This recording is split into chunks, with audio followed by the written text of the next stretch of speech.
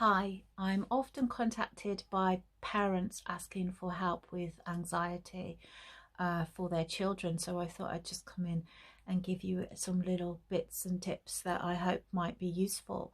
I'm Mel Riley. I'm an adult child and family therapist. And as we're living in uncertain times and routines are all changed around, what happens is our children may be more anxious. Us adults may be more anxious. So as uncertainty goes up, so does anxiety. We feel that in our bodies.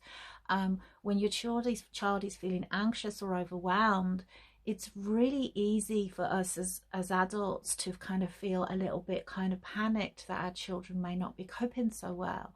And what we're likely to do is jump in with solutions. And so what I'm inviting you to do is not to do that at all. Being with your child and being present is really being able to tolerate their emotional states.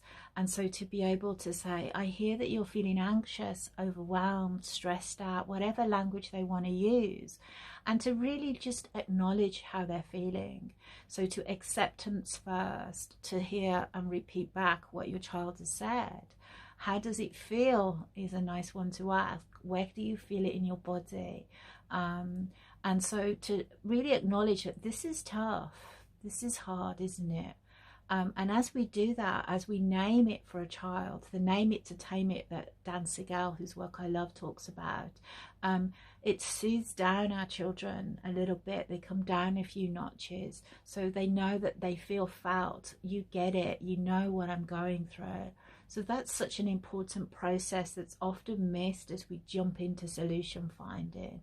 And so we can say, you know, you may feel churned up in your body, your fight flight may be switched on.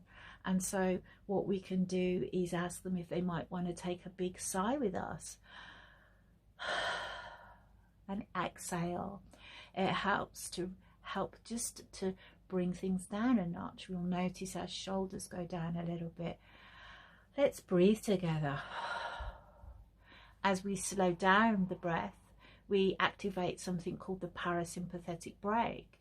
We're helping to change the physiology from a agitated, heightened state to a much calmer one, so switching over the nervous systems. And so what we can do is help our children manage the big emotions by naming them and normalizing them. This is really anxious. We don't know what's going to happen here, and we don't have to fly in the solutions. What's more important is to let our kids know that I'm here with you, I'm here to help, and we will get through this together. That's so much more useful than have you tried, have you tried. When you jump in with have you tried, what about this, what about that, you really miss your child's emotional state. So staying with your child and really hearing how they're feeling will be so much more helpful. We can move to what might help much later on when your child feels that you get them and they're soothed by you. Then we can ask, what can help? What might help here? What do you need from me? What might you want to do? And we can discuss solutions, and we can help them come into their problem solving, moving back up from their survival brain into their prefrontal cortex, their thinking brain. We can then ask, what might be useful for you here? Sometimes we can get into power battles, and so we're trying to get somebody to do something, and we have to watch our own anxiety levels. As we want our children to get stuff done, we may overmiss their well-being. We might override their needs for rest, recuperation. So really honoring what your child can manage. I think it's probably better right now to be a really good parent and maybe a bit of a rubbish teacher, because you're always going to be a parent, and hopefully you're not going to have to be a teacher for too long. And so what we really want to do is honor the relationships. Let your children do what they can do, and don't worry so much about what they can't do. Yes, they might be a little bit behind and they may be catching up to do, but you know, it's better than that than them being completely overwhelmed and paralyzed and feeling like they're going under and their health is suffering.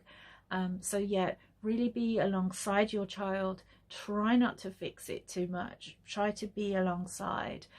If you're really struggling and you want some further help, then please do get in touch.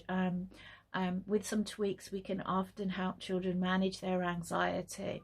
You don't always have to pass them over to a therapist. I know that I'm a therapist, so I often say, you know, you can have time with me, but helping a parent to help them manage their anxious child and to be alongside their anxious child is why I trained in family therapy.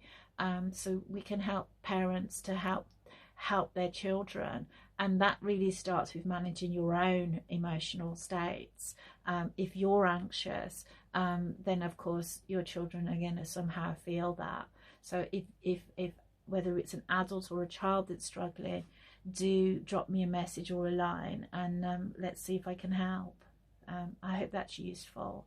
I'm Mel Riley, adult, child and family therapist. Thanks for listening. Bye.